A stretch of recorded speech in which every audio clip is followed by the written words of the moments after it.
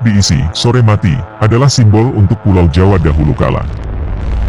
Jauh sebelum ajaran Hindu masuk ke Pulau Jawa banyak berisi makhluk-makhluk gaib. Dan yang paling berkuasa, adalah makhluk gaib yang mungkin Anda sudah tahu, yaitu Semar, Togog, Bagong, Petruk, dan Gareng. Karena kesaktian dan keserakahan kelima makhluk gaib inilah, Pulau Jawa dapat sebutan isuk diisi sore mati, yang maksudnya, Pulau Jawa tidak bisa dihuni oleh manusia, walaupun dihuni akan terjadi pertumpahan darah di antaranya, baik karena perang, ataupun bencana alam.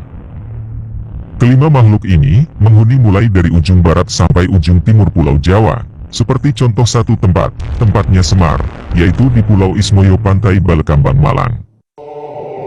Aji Saka. Aji Saka adalah penemu huruf Jawa, Hono Coroko, yaitu ketika Aji Saka menumbali tanah Jawa agar bisa dihuni manusia. Singkat cerita, Aji Saka datang ke Pulau Jawa, dan sudah menciptakan huruf Jawa. Dalam pengembaraannya, dia sadar bahwa tanah Jawa tidak stabil. Sering sekali darah manusia bercucuran, dan akhirnya beliau tahu kalau penyebabnya adalah kelima makhluk gaib tadi, yaitu Semar, Togog, Bagong, Petruk, dan Gareng. Akhirnya tanah Jawa ditumbali, atau diberi rajah dan doa, untuk bisa dihuni. Untuk tempatnya, masih banyak dipertanyakan. Syekh Subakir. Sebuah raja, juga memiliki tanggal kadaluarsa. Dalam perkembangannya, seiring dengan waktu dan semakin ramai Pulau Jawa, Raja Aji Saka tidak bisa bertahan lama dan menjadi kadaluarsa. Kembalilah keadaan di mana jin berkuasa, hujan darah di mana-mana, dan bencana merajalela. Lalu pada suatu ketika, datanglah waliullah pertama di Jawa, yaitu Syekh Subakir. Mengetahui kondisi Pulau Jawa yang sulit dihuni manusia, beliau menumbali tanah Jawa dengan Raja Kolocokro di Gunung Tidar. Dan, menjadi damai kembalilah Pulau Jawa kita tercinta ini. Namun seperti Raja Aji Saka, jelasnya Raja Syekh Subakir juga memiliki tanggal kadaluarsa. Pertanyaannya, kapankah itu terjadi? Semoga Allah senantiasa melindungi kita semua. Versi yang lain mengenai mitos Pulau Jawa. Alkisah, ketika itu di tanah Hindustan ada seorang Raja Brahmana, berjuluk Prabu Isaka, atau yang disebut dengan Prabu Aji Saka. Sang Prabu Aji Saka ini adalah putra dari Prabu Iwasaka, atau Betara Anggajali. Prabu Aji Saka diajari berbagai laku oleh ayahnya, sehingga ia mendapatkan banyak kesaktian sebagaimana para dewa. Setelah itu, ia diperintahkan untuk bertapa di sebuah pulau yang panjang, atau dalam bahasa Jawa yaitu Dawa, atau Dowo. Keadaan pulau ini masih sepi, dan sebelumnya oleh Sang Hyang Guru, diberi nama Pulau Jawa. Prabu Isaka, kemudian bergegas mencarinya. Setelah cukup lama, ia menemukan pulau yang masih sunyi, kira-kira di sebelah tenggara tanah Hindustan. Ketika pertama kali Prabu Isaka menginjak di pesisir utara Pulau Jawa, menurut hari Hindu, menjelang hari Buddha, atau menjelang masa Kartika dalam tahun Sambrama. Zaman Pancamakala, mencapai 768 tahun. Prabu Isaka lalu mengelilingi seluruh daratan pulau ini, mulai dari ujung barat laut hingga ujung tenggara. Prabu Isaka sangat kagum ketika mengetahui panjang pulau ini, karena mulai dari Aceh sampai Bali, masih utuh menjadi satu. Dikisahkan, perjalanan Prabu Isaka mengelilingi Pulau Jawa, mendapat kemudahan dari Hyang Sukma. Ia hanya membutuhkan waktu 103 hari. Prabu Isaka lalu bertempat di Gunung Hyang, yakni Gunung Kendeng di daerah Prabalingga dan Besuki. Permulaan pembabatan, ketika hari Soma, tanggal 14, pada masa Sitra, masih dalam tahun Sambrama. Pada waktu itu, Prabu Isaka bersama Empu Sangkala, ingin menghitung angka tahun lamanya bertapa. Karena pembabatan hutan Gunung Hyang dijadikan sebagai angka permulaan tahun, maka dinamakan tahun Sangkala. Yakni pada masa Kartika, dalam tahun Sambrama dalam hitungan tahun matahari, atau rembulan. Adapun bunyi sengkalanya, sama dengan tahun kepala satu jebuk sawuk, menandai tahun satu, yakni permulaan adanya tahun Jawa, selanjutnya dipakai sebagai pedoman di kemudian hari, serta awal mula Pulau Jawa ditempati manusia. Begitulah, serpihan kisah asal Pulau Jawa. Teori geologi kuno.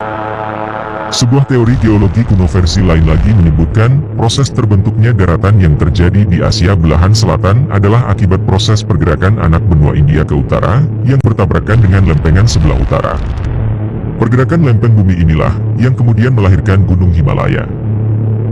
Konon, proses tersebut terjadi pada 20 hingga 36 juta tahun yang silam. Anak benua yang di selatan, sebagian terendam air laut. Sehingga yang muncul di permukaan, adalah gugusan-gugusan pulau yang merupakan mata rantai gunung berapi.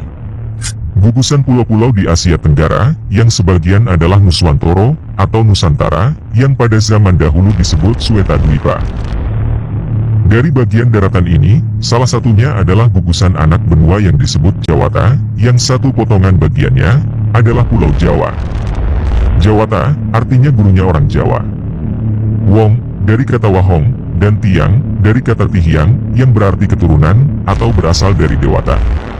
Konon, karena itulah, Pulau Bali sampai kini masih dikenal sebagai Pulau Dewata, karena juga merupakan potongan dari benua Swetadwipa, atau Jawata. Mengingat kalau dulunya anak benua India dan Swetadwipa, atau Jawata itu satu daerah, maka tidak heran kalau budayanya yang hampir sama, atau mudah saling menerima pengaruh. Juga perkembangan agama di wilayah ini, khususnya Hindu dan Buddha yang nyaris sama. Empu Barang. Alkisah, dalam kunjungan resminya sebagai utusan raja, Empu Barang atau nama bangsawannya adalah Haryo Lembusuro. Dia adalah seorang pandito terkemuka tanah Jawa, sedang berkunjung ke Jambudwipa, atau India. Sesampainya menginjakkan kaki di negeri Hindustan ini, oleh para Brahmana setempat, Empu Barang diminta untuk bersama-sama menyembah patung perwujudan Hari Candana, atau Dewa Wisnu.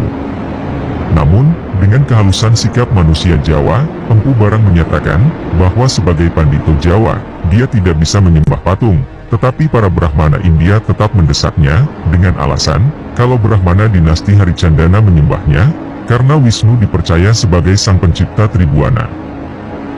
Dengan setengah memaksa, Empu Barang diminta duduk, namun sewaktu kaki Empu Barang menyentuh tanah, tiba-tiba bumi bergoyang, tidak disebutkan berapa kekuatan goyangannya dalam skala Richter. Yang jelas, saking hebatnya goyangan tersebut, patung tersebut hingga retak-retak. Memang, menurut tata cara Jawa, penyembahan kepada sang penguasa hidup itu bukan patung, tetapi lewat rasa sejati, sehingga hubungan Kawula dengan Gusti menjadi serasi. Itulah jumbuhing Kawula dumateng Gusti. Orang Jawa, melakukan puja-puji penyembahan kepada Gustinya langsung dari batinnya, maka itu dalam perkembangannya disebut aliran kebatinan, atau perkembangan selanjutnya dikenal dengan istilah kejawen, karena bersumber dari Jawa. Bagi orang Jawa, cerita tentang waktu bumi Jawa belum dihuni manusia, dulu telah dihuni oleh golongan dewa-dewi dan makhluk halus lainnya. Dan salah satu putra Sang Hyang Jagat Dirinata, yaitu Batara Wisnu, turun ke arca pada kawin dengan Pratiwi, atau Dewi Bumi.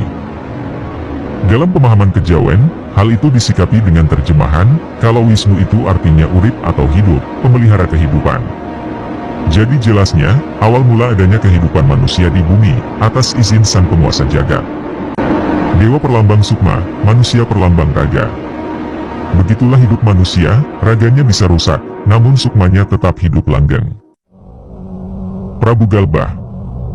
Kemolekan bumi Jawa laksana perawan rupawan yang amat jelita, sehingga kerajaan Rum, atau Ngrum, yang dipimpin Prabu Galbah, lewat laporan pendeta Ngali Samsujen, begitu terpesona karenanya.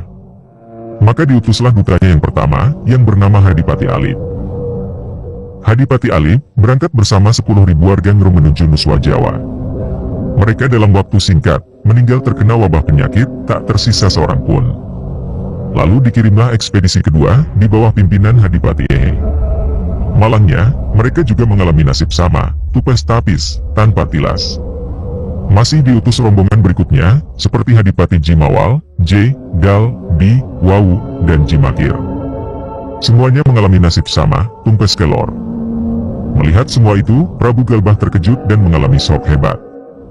Akibatnya, sakit jantungnya kambuh. Dia kemudian jatuh sakit, dan dalam waktu tak lama, dia pun mangkat.